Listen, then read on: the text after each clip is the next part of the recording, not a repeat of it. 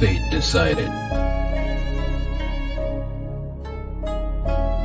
Let's get this party started. Craven something scary. Hello, Sydney.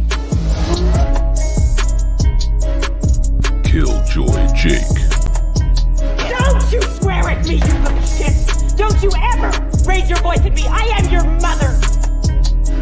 Nightwatch Zone. What's the boogeyman? As a matter of fact, it was. Get up! The collective has spoken. What's going on? Welcome to the Lethal Collective Q&A Mondays. Craven Something Scary is with me, and we are ready to rock and roll. Hopefully, all of you guys in the live chat are doing well, and we want to give you guys a blanket hello. We do see you guys, and thank you for being here. Denisha, what's going on? Great to see you. We got Wayne. We got Jen in the house. What's going on, Jen? Good to see you. Jen. And Ronan's in the chat. All right. What's going on? Ronan. Cool. I love this. I took the dog to the park earlier, throwing the ball, threw it into the lake by accident. Dog went in the water. It looked like she was struggling. I went in after her, got soaked, and had to drive home. Oh, dang, man. Yeah. Well, I'm glad that the doggy is okay though. Yes, absolutely. Yes. What's up? Caden's in the chat. Good to see you Caden. too. Yeah. All right. And let's bring in Fates here as well. Boom. What's going on, man? Hey, Fate. How you guys doing? Doing good. How about you? Wonderful. Busy. Tired. But All right. it's okay. Busy and tired, man. Look, that's a common thread. It for a is. YouTuber. That is. It's a combination. The fun never stops, right? It doesn't, man. I mean, it's a lot of hard work. And, we every once in a while we talk about like kind of behind the scenes stuff and kind of like our experiences as content creators and stuff like that. And I want to throw this one out to you guys. I was talking to Steven a little bit about this backstage, but see your idea on it as well, Fate. But for us that have channels that we're trying to work so hard to support and to make progress with and so forth, a lot of us that are lucky, and I would say lucky to be monetized and even having things like channel memberships and Patreon and or merch and those types of things, in my estimation, I think that it's a really cool thing and a cool avenue to allow your supporters, your subscribers, to show their appreciation if they choose to do so. Mm-hmm. And I've been in a situation where you have some folks that really look down upon that and think it's like kind of like, I don't know, I don't know the best way to word it, Stephen, kind of like as a negative. Greedy or negative. Well, yeah. You know what it is? Negative thing. You know what it is? It's those people that aren't getting it. Right? Like maybe if they were in the position to where, again, what's the difference? Okay, we provide content. It's free content, right? We only get paid based on the eyeballs, on the views. Now, I'm not saying you sit here and you beg for super chats and you beg for memberships, stuff like that. But if people want, like, because I've had people give me like $100 super chat. Somebody be like, I can't believe you would do that. Like, why are you worried about somebody else's pockets? So what that tells me is you can't afford to do that, and you're jealous that it's not you that's getting the 100, right? What's the difference if you go to a restaurant and you tip a server for the value of the experience, or you go to a show and you tip the performer for that? Like, it's no different. Like, I'm not saying that you have to. I'm not saying that everybody should or whatever, because not everybody's in the position for that. But whether it's $1, $100, $1,000, right? Like, I've even said, I don't think YouTube should have like cap limit, like, because YouTube has like I think it's like a $500 max in a day that you could. But like, what if I'm a millionaire? I'm not. I'm just using this. But what if I'm a millionaire and I love Craven so much, I want to bless him today, and I want to give him $10,000. The average person, yes, wouldn't be able to do that, but it's all scale. You know, what's 10 grand for Mark Zuckerberg is not the same equivalent as 10 grand for somebody like us. You know what I mean? Like, Right. Again, like, are there people that kind of take advantage of it and kind of use that and push for it and kind of like will belittle you? Like, we've seen it. We've seen streamers blow up. Like, you can't afford $5, you broke bitches. Like, you know what I mean? Like, it's there's of course there are those outliers, but there's those people in everything. You know, there's servers that believe that, you know, no matter how bad they treated you or no matter what. But I'm one of those people that I'll tip regardless. Like, I've even been with people that are like, why are you tipping that person? And I'm like, I don't know. What if their mom died today? What if they're, you know, what if, and they're here and they have to be at work? Like, I don't know their situation. Hopefully they, like, my tip looked at it and when they looked at it and go, man, like, I was shit to them. And that guy still blessed me. Like, you know, like, well, that's a good point too. You know what I mean? Like, I think it's go ahead. No, I was going to say that's a good point too, because, you know, nobody really knows what goes on behind the scenes, you know, for that particular content creator, just like we don't know what goes on behind the scenes, like you said, of a waiter or a waitress or anyone that is providing a service. Like you said, it could be a type of thing where, you know, that type of tip or donation or just a way to say thank you can help them with X, Y, and Z. You know what I'm saying? And that's a great point as well, because even ourselves, I mean, we know what goes on with each other because we're friends and we talk to each other all the time.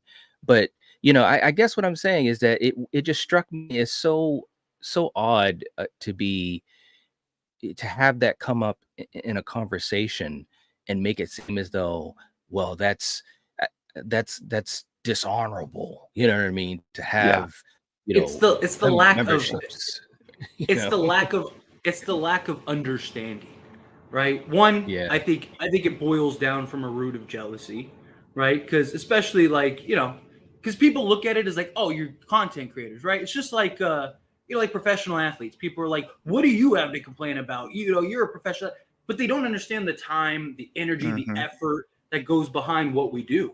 You know, like we all have lives, we all have families, you know, some people have jobs, like, you know, like I'm blessed enough to where I can just do this full time, like YouTube. But it took me years to get to that point of grinding and working a job, sometimes 2 jobs, and still, you know, sleeping 2-3 hours a day to do it. Like, it was a grind, and it wasn't like I woke up and like, oh, all of a sudden, like, I'm gonna be a YouTuber, and it was just rainbows and sunshine. No, it's a grind, and even still, a grind. People think we just like magically spawn videos, right? Like people think like videos they just pop up. Just push a button and it all does it itself. It's like automated. Right. It's all automated. Like, no, it's not. Like, there's research that goes into it. There's time to record it, like our audio, our voices, or if we're doing, you know, setting up the camera, getting the lighting good. You know, there's the editing process, which sometimes that could take as much. Like, I tell people all the time now, because people are like, man, it's cool that you're doing the YouTube thing. I'm like, it's great. I'll never complain. I am truly blessed to be in a position where I can provide for me and my family. And not without super chats. I'm talking about just YouTube AdSense, not super chats, not anything like that. I'm talking about just AdSense. It's a blessing to be in that position. But I work harder now than I ever have in my life, ever. And I've managed nightclubs, I've managed big companies, like I've done like heavy work and like 12-hour days, and the YouTube thing is far more like, it's just because it's constant. There's like you're always. It's always the next day. Okay. Like, it's not like, okay, I got today's video done, that's it. No, it's like prep for tomorrow. Then you get everything done for tomorrow. And then it's like, it's the process. It's the lack of people understanding what really goes into it, as well as just, I think a root of jealousy, you know, like, because everybody wants to be a YouTuber. Everyone wants to be a content creator or influencer or an athlete or whatever, because they're the glamour jobs. They're the jobs where it's like you have potential to make a lot of money. I'm not saying we're making a lot of money, but there is the potential. Tomorrow we could have a video that goes viral and we make $100,000. You know, like Craven, you can make a video tomorrow that gets 10 million views, and now you just made $10,000, right? Like, or $40,000 or whatever your AdSense is, right? Same thing with Night. Same thing with me. Like, the possibility is there, but it's very rare that that happens, right? Yeah. Most like even Mr. Beast. Mr. Beast is the biggest YouTuber in the world, but it took him what did he say, like 10 years before he actually made his first like 10 grand or whatever, right? Something Like like it's that. just everything takes time. It's just like anything else. Start from the bottom, but the difference is like if you start like with a company, right, and you start as like you start as like the cashier or something like that. At least when you start, you're getting something, right? YouTubers when they start, they get nothing.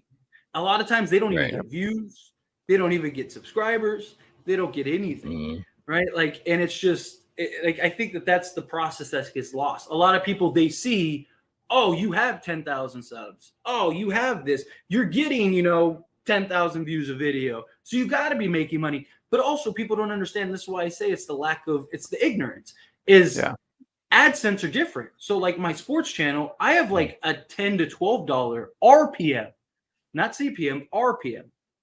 Our horror channels are like what, $4 or $5? About $4, like $5. Yeah, about $4. Yeah, it's a lot different. $4 to $5. So again, it's the field. But if you're in like the financial space, that like your RPM could be as high as like $100. Right, like some of these influencers, like things like people that are talking about credit cards and Fortune 5, like generalized things, or some of these like family channels, like Ryan's Toy Review or whatever. Like his RPM, I don't know, but my guess is his RPM is probably like $100, not his CPM. CPM is what advertisers are willing to pay. RPM is what you get as a creator, right? For those that aren't there yet, to give you an understanding. So the varying degrees, the average on YouTube is only $1. So that means you could get 100,000 views on a video and you make what, $100? Right? Like, do you know how hard it is to get 100,000 views on a YouTube video? Right. Like it's I haven't hit that number yet. It's exactly. hard. I've had a couple, but it's hard. It's very rare, right? And it is. So again, it's the ignorance. Unless you're in the space, you don't know. It's just same thing with like athletes, right? They only get to see them. They're only seeing them show up to the game for 2 hours and perform. They're not seeing the 15 hours leading up to the game, the 15 hours the day before, the prep, the practice, the blood, the sweat, media and tears. hassle. Like, yeah, like there's so much to go into it. And again, it's the lack of ignorance. But I personally, I just don't think you should care. I don't think. Well, no. I mean, at the end of the day, you just gotta just kind of keep moving on. It's just so interesting when you get into a scenario like that, and it's like, wow, just when you thought you've seen or heard it all. I know, and I'm gonna just chime in a little bit too, because I see it like this. We're very grateful, for anyone, first of all, even subscribing, number one, and watching, number two, and then if someone has the feeling that they want to. Like I like what Fate said, and I've used it a lot too on my channel. Like if you want to just give someone a tip, that's the way I look at it. It's like you're saying, hey, I want to bless you with this tip. It's $1 or $10. It doesn't matter what the amount is. It's where you're coming. It's the heart of the matter, where you're coming from. But here's my thing: is that if every channel is independently run how that owner wants to do it, and so if I find a channel that does something that I'm not a fan of personally, I just don't go back. I'm not going to sit there and send this diatribe of something or a message or someone or even a comment or anything, whatever. Because here's why: you as an individual have the right as a consumer to watch or not. That's completely up to all of us. We have that ability. Number two, as a content creator, you have the right to do anything within the terms of service that YouTube allows. You have that right. And finally, I look at it like this, man. Every video, and Fate, you said it a minute ago, because I had someone kind of question something like to me recently about it didn't really make sense, but about free videos or something. And I said, look, I've got 750 videos, and every one of them are free. Like every single one of those you can watch for absolutely $0 out of your pocket. And so my whole thing is, if you don't want to give or donate, let's say you could, but you decide you don't want to. that's okay. Mm-hmm. Don't do it. I mean, don't give out of compulsion. Give Right. out of your heart, and it's not going to offend Fate or me or Knight or Jake if you watch for free. That doesn't it's not going to offend us. Mm-hmm. We know what comes with the territory. Well, it Like, does. It comes with Right. territory. Like, we It know- definitely we comes with the know- territory. Yeah, we understand how it works, and if you do YouTube, most people understand how it works. Like Right. my default at the end of the day is always like, stop worrying about other people's pockets. That's the Like, point. why do Right. you care? If you don't want to tip, Exactly. don't tip. If you don't want to Don't watch, tip. don't watch. If you don't want to be a part of it, then don't. Like, why do you Right. care what somebody else wants to do? That's Is right. is he paying your bills? Like then mind Right. your own business. Like that's the Yeah. problem. So many people are so quick to be offended or question or have concerns about other people. Worry about yourself. Right. Like, why do I care what you guys do? You guys are grown ass men. Like, if you want to go and light $100 on fire, hey, best tell you that's not my money. That's not my pocket. That doesn't. Mhm. Your $100 Craven doesn't go to me. Like, so That's it's right. just like it's at the end of the day. Like every time, like I see something like that, I'm always like, mind your business. Like, don't Right. worry about what this person is. Mhm. Or like I've even seen people get like I've even had like I had a stream where this guy literally gave me like $500. And I was very thankful. He was awesome. And the next person came in and gave me like $5. And people were going in on the guy. Like, oh, you can't afford like that's and I like immediately just had to stop the stream. And I was like, look, first off, thank you so much. I'm not gonna go into the whole thing that I said, but like I gave this like red of like, mind your business. Like, what if that's his last $5? But this guy over here that gave me 500 is a millionaire. Like, what did you give? It's always the people like you're commenting right now, bashing this guy, and I haven't seen you give anything. So who are you? Like, Right. if anything, people should be making fun of you. Why don't you why don't you give me 500 right now? Oh, you're not? All right, then shut up. Like, like it's like, like people are so concerned with everybody else. Like, don't worry about it. It's none of your business. Is it going to you? Is that $5 going to you? It's not, then shut up. That's right. Like, Amen. That's my whole thing. But anyway. Yeah. Yep. Yeah. That's Absolutely, right, man. That's All right. Yeah. Night. Rowan said, speaking facts. Bars. Right, man. Oh man. Real quick too, man. And I know Carrie had to jump in and out because she was on her break, but she sent in a super sticker. Hey. And we appreciate that, Carrie. We Thank really you, do. Carrie. It's very, very Thank you, kind Carrie. of you. Yep. You're all right. We appreciate Thank it. you, Carrie. Ronan was saying, I look at super chats as a gesture of respect, appreciation. People who are worried about others doing well shows insecurity. Yeah, man. Yeah, Exactly. I agree with that. 100%. I agree with that. Yep. Mr. Rick's in the chat saying, hey guys, I asked Jake this before, Hey. but I want your thoughts. Would you want a Halloween 18 style Scream or a new Nightmare style Scream? Ooh. Well, You had to Steven, choose between the two? I Mm. guess, what you're yeah, I guess asking? it's a choice between the Is that what two. you're Yeah. Craven, you can go first if you want. Oh wow. Okay. Well, I will say this, and the new Nightmare style Scream is something we've talked about here and there for a while, and just kicking it around every now and then. And it is intriguing to think about seeing everyone as themselves. I mean, look, they're already pretty much following Wes Craven's roadmap for anyway. So let's follow his roadmap with New Nightmare, and it would be a very different movie than what we're used to for sure. But I think it would be interesting to see almost like a real life killer going after the real life actors, not the characters.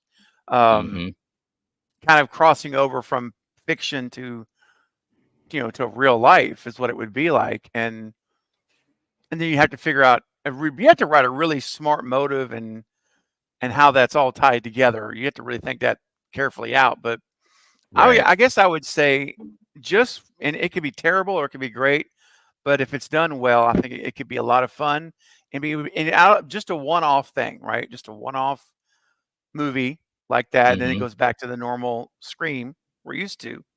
I would be interested in that. I would. Yeah, I think it'd be cool because you get all the old guys, everyone back. I mean, Jamie, Mickey, or Timothy, anyone, Laurie Metcalf. You could literally bring like an all-star in Scream World cast back who would be willing to come and be involved, and I think that would be fun to see. Yeah. reunion. Agreed, man. How about you, Fate? I wouldn't want a new Nightmare style for a movie, just because I think it Mhm. would I think it would kind of complicate things even if you kind of did it as a one-off. But I think you could get away with it for like a series, like a Mm. whatever 30-year anniversary series where you just bring everybody back from all the movies and stuff or something like that, or have Yeah. like an anniversary series from '96 or something like that, right? You could Mm. bring everybody back, and you could even do something where like Drew Barrymore is the killer, and it's because she's known as like this very wholesome, down to earth, like relatable Right. person, and she's just Mhm. like, that's all up front. You really think that? No, Right. and just this cycle. I think she could portray. I think it'd be funny, or like have Mhm. Nev be the killer or something like that. Like you just Mhm. kind of get away with doing stuff that you couldn't do in a normal film, right? And have fun Right. with it, Yeah. kind of like tongue in cheek meta. I think it makes sense. But like from a movie standpoint, I guess I'd want like an 18 style movie. But I mean, what would that define as? Because 18 was just kind of like a setup film with like Michael running around, and you didn't really get to like the meat and potatoes till kills, right? Which it was fine. Like I liked 18, but that was like, here's the characters, let's build the characters, give you the backstory, let's tell you where Laurie's at, here's Michael, here's some kills along the way, but ultimately Mhm. big showdown at the end, and then you think Michael's dead, he's not, and then all of just the ramp up happens, right? So Right. if that's kind of like what we're doing, like if we were doing a new trilogy and it was like, here's the establishment character, here's the setup characters, then sure. Mm. I think you get away with something like that. But I don't know, I mean, you can make an argument that 96 was like a Halloween 18, just better executed in my opinion, right? They established the characters, it was the build up, it was the story, and then now in hindsight, everything kind of ties into Billy, To right? that. Even Scream Hmm. 2 tied into Billy, Scream 3 tied into Billy, Scream 4. That was kind of its offsuit, but still, I mean, it's within the Yeah. storyline, right? And then you have Right. 5, which definitely ties into Billy, and Scream 6, which definitely Yeah. ties into Billy. So, I mean, you could Mhm. argue 96 in hindsight was like the 18 film. It was the setup film that was going to launch the Hmm. rest of the film. So Mhm. yeah, Yeah. I guess you kind of get Yeah. 18. But I pretty much agree with that. I think that, if it was something like a series or like some type of special Hmm. whatever fan type of thing, that would be kind of interesting to see. But otherwise, yeah, I would, it'd be cool. It'd be cool to see that, and just to see these actors kind of together and Hmm. reacting, and maybe put in situations that they normally or they weren't within the movies. You know what I mean? But Yeah. definitely, like you said, Fate. I was thinking that too. It's just like the original Scream. It's just kind of yeah, the setup, the beginning. Showing what the mythology is going to be, and then everything after that, is it's a bridge to everything else. So, all right, cool question. Cool. Um, Yeah. Very good. Ernie's in the chat saying, "Have you guys seen Talk to Me? Scariest movie I've seen in a while." Oh, all I have right. not. I have You not have yet. not. I haven't had a chance. I wanted to, but I I, just went too I far ahead. have. I have. I Okay. have. I really enjoyed it. I've talked about it on my channel, and so we won't do any spoilers at all, as per usual, because it's still fairly new.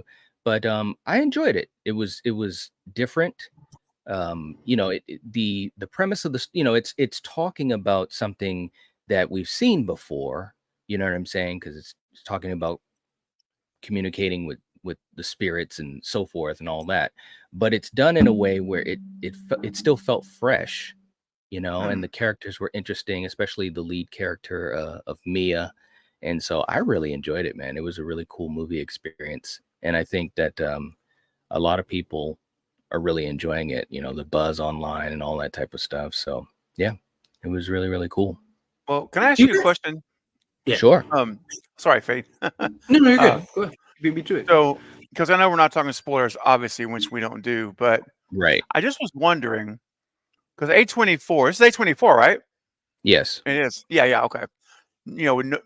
With my experience with them, generally, I mean, not every movie, but most of them have a unique twist to it, something you Mm-hmm. don't see coming along the line, along the way. Mm-hmm. Because I don't really get into these type of genre of movies, Mm-hmm. But I will say this: does it have a? Is it a typical A24 in terms of you know? There's going to be something along the way you're not expecting it, or without details. I mean, is this something you think I would like? My taste for I this kind of think stuff. I think you might like it. I Okay. really do. I mean, I'll put it to you this way, and not that it is like this movie at all. I'd have to really think a lot about it. But you know how we did the other day on your channel, the watch party for The Serpent and the Rainbow. Yes. Like how that movie kind of takes you in a different setting. Is There's a different rhythm to Mm-hmm. that story, but there's still a lot of things that are going on that Okay. makes you react to it and so forth. It Ah. kind of is like that in a sense, just as far Okay. as me watching it. When I was watching it, and Corey Andrews said the same thing because we just saw it the other weekend, the weekend it opened. It was kind of like, wow, that was kind of different. As we're watching it, we're kind of like, Mm-hmm. okay, wait a minute, what? Now it's not there's it's not in your face, a bunch of gore and bodies being thrown across the screen every 5 seconds and all that type of stuff. It's much more, it's more like almost like a psychological Mm. horror film, in my Okay. opinion, and I'm still Yeah. absorbing it too, which for me as a horror fan is a good thing. Because if I'm still Mm-hmm. thinking about what I saw, then that tells me that I was really invested in it and interested. You know what I mean? But Yeah. I do think that you'd enjoy it. I really do. Put it this Okay. way, when I get a chance to do it as a watch party, Oh you yeah. guys should definitely check it out if you haven't by that I'll point. be there. Yeah. No, I'll wait. I'll wait, dude. I'll wait. Yeah, I enjoyed it. It felt again, nothing is original nowadays. I had Yeah. this conversation with someone a couple weeks ago or the other week ago, and saying, everything's the same thing. It's like, well, nothing is original anymore. Everything, even our Mm. classics, they weren't original either. There were always things that they drew True. inspiration from. You look at Star Wars. George Lucas, Mm-hmm. he drew inspiration from a whole bunch of stuff. Whether it's the Wizard of Oz, the serials from the 40s, Yeah. martial arts, just tons of stuff. Wizards, King Mm. Arthur. So, anyways, but the thing of it is, even though it's not anything that's new, I think the way it's presented feels different, has a different rhythm. And someone in the chat, Ernie, was just saying, yeah, it's an Australian film by Yeah, the by Rocka YouTubers. Rocka guys, Yep. and so, Oh, and you can feel that, at least for me. And cool. anyways, Yeah. I thought it was cool. I thought it Wow. was really cool. Well, it's Yeah. the whole, no idea. Like, there isn't anything that hasn't been thought of yet. It's just, Right. can you execute it? Like, who can execute it and who can add their own twist to it, own flavor to it? I mean, nowadays, like, Exactly.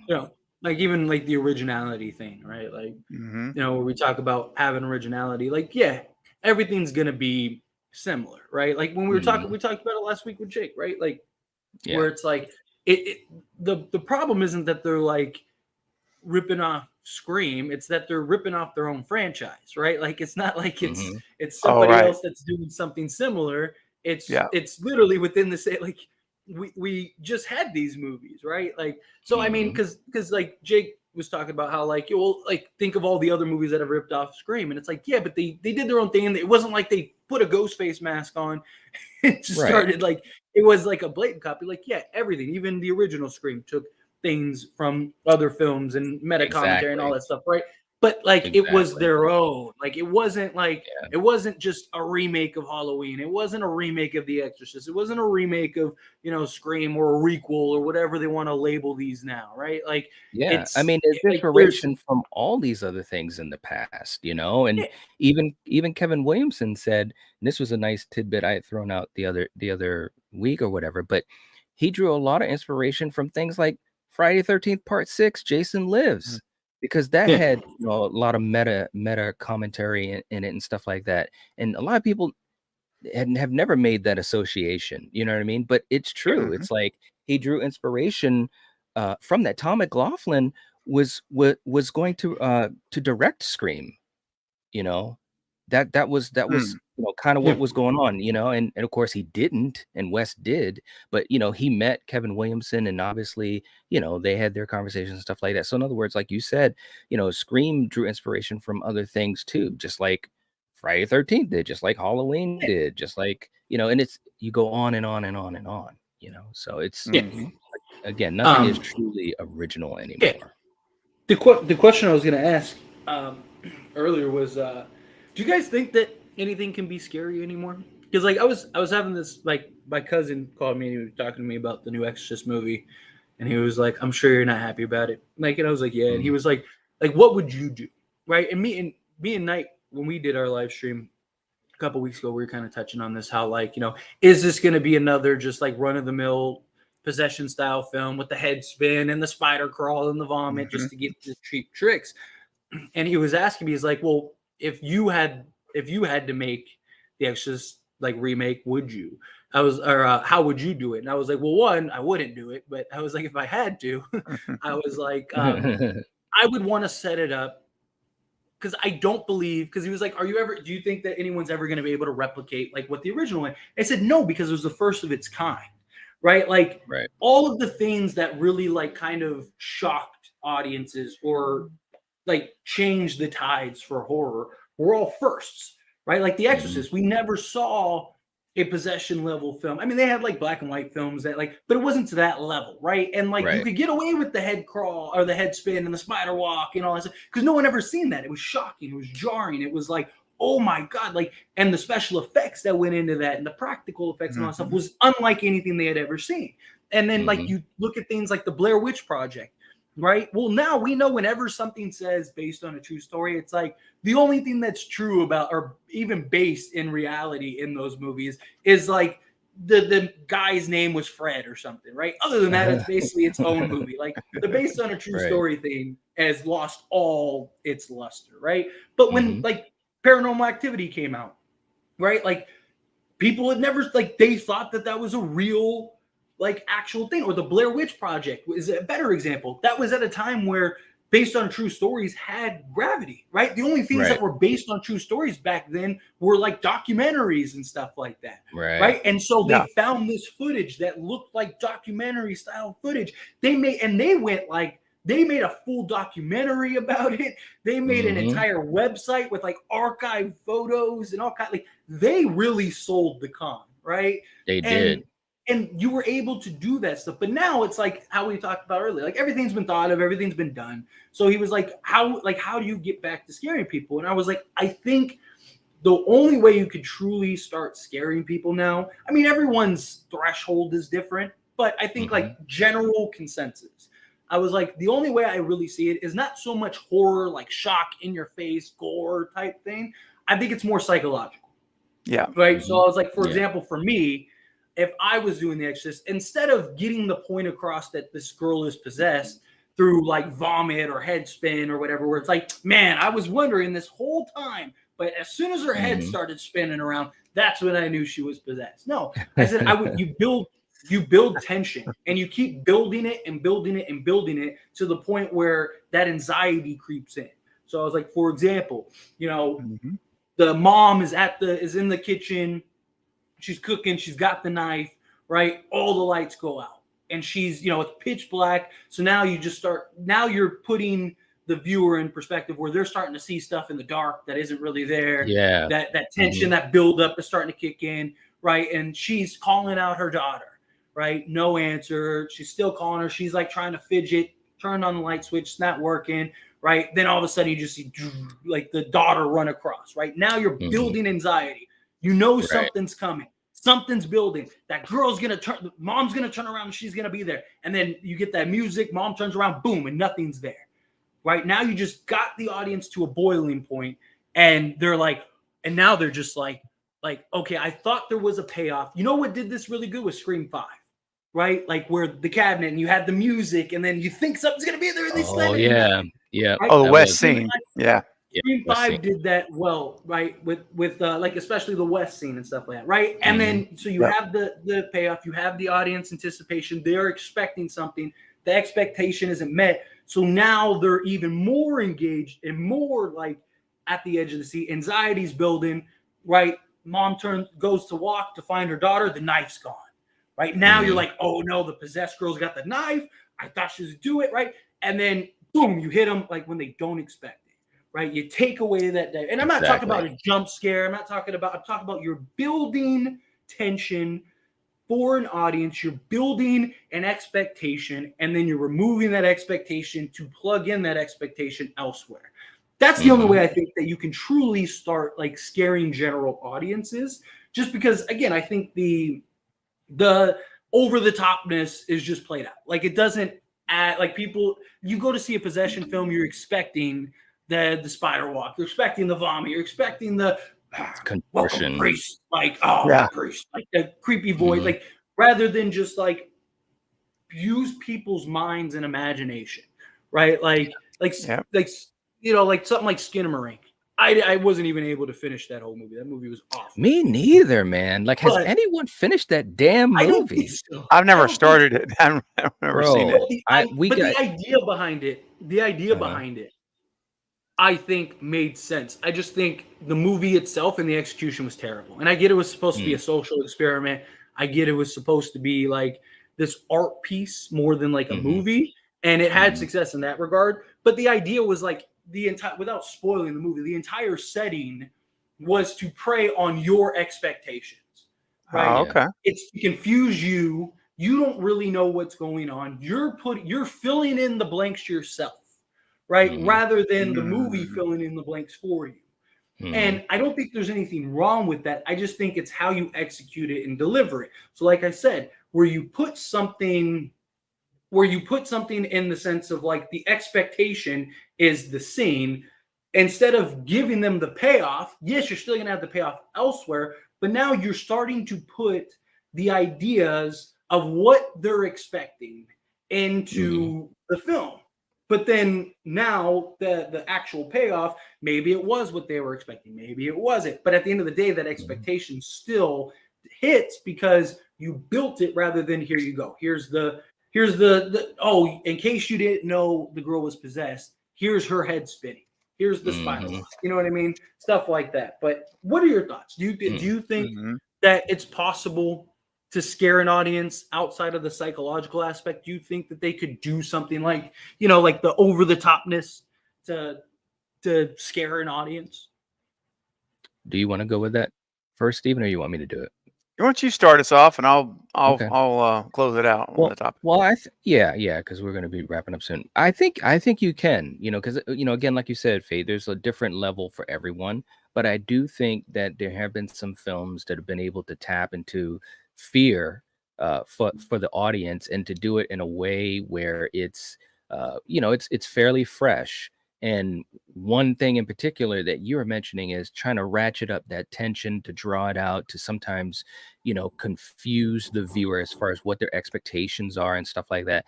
And I think especially in the last couple of years, there have been a few movies that have done that.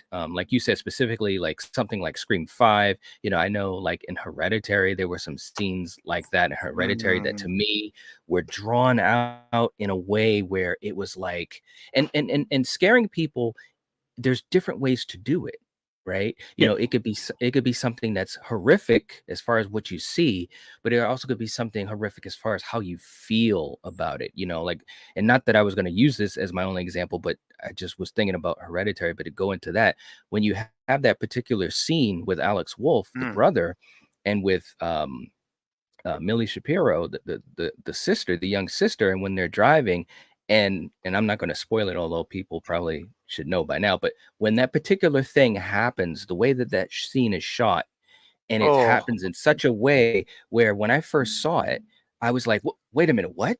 You know, and it's almost like my mind didn't want to accept what I thought I saw. And then of course they draw it out because Alex Wolff is in the car, he slams on the brakes, and he's just so in shock, you know, and he's like staring for it. And then he eventually, his eyes slowly gaze up to the rear view mirror just for us. It's almost not even a full second, you know, to see what happened.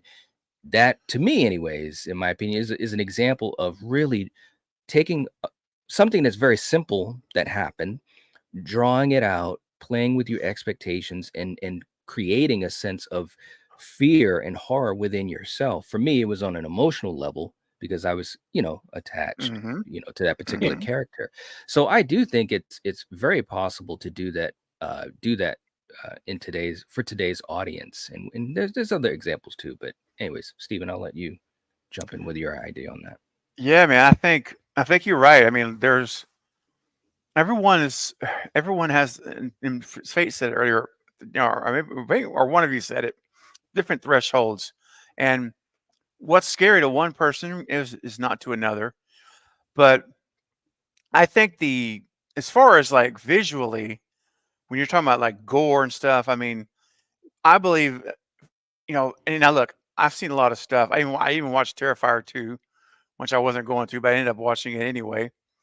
And so I've seen a lot of stuff when it comes to that, gore or whatever through the years. But you become desensitized to so many things. But at the same time, though, there's scenes we'll watch a movie where I can't even. I mean, like, I'm grimacing, man. I mean, I'm into the moment, and then Hmm. and my brain. I mean, I know my brain knows it's not real, but I'm so into that movie, into the moment, and immersed in that world that it's Hmm. like I feel like I'm watching this really happen to somebody, so I can't even look at it. Right. Um, which I guess that speaks to how good the story is if you're that engaged. But my Hmm. thought of it is the psychological. I've always felt the imagination is the most powerful tool available. It's much more powerful, and now visually, certainly you can have some powerful images, absolutely. But a Hmm. lot of times, it's that unknown. It's getting into your head. And I think if a movie can get into your head, they got you. They think that's perfect. Hmm. Hereditary is one of those movies that it's a one watch for me. I'm never watching that thing again. Not Hmm. because it was terribly made or anything. It's because it was made extremely well. And I felt so disturbed watching that movie and uncomfortable. And that Yeah. means it did a good job, if you ask me. Um, Right. but but 90% of that is all in my head watching that movie. There's nothing. Hmm. There's a couple of visual parts that are rough.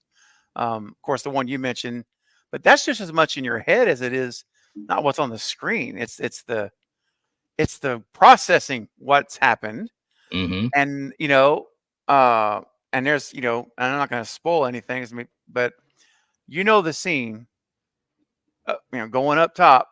I mean, that's all I'm going to say. Hmm. That I mean, those things I wasn't expecting. And what's her name? The mother, Colette, the actress, Oh, Oh, Tony Collette. uh, Colette, right? Yeah, Tony Collette. Toni Tony Collette. Collette. Yeah, there. She was I mean, she nailed it, man. She Yeah, she she was did. on par with Sosie Bacon in Smile. Like I think of Hmm. those two, those strong perform. And this last thing I'm going to say. Smile's another great example of how to be scary. That movie gave me chill bumps at times. It creeped me out. And a lot of it was what Fate touched on. It was the building of the suspense when she's in that house and she hears something or she looks and you don't know what's going to happen next. And it's freaky. And then you don't know if people are who they really are. All these other things, those anticipation is what makes things scary for me. So I'm much more on the psychological part of it, I guess is what I'm saying, versus the physical visual side of it.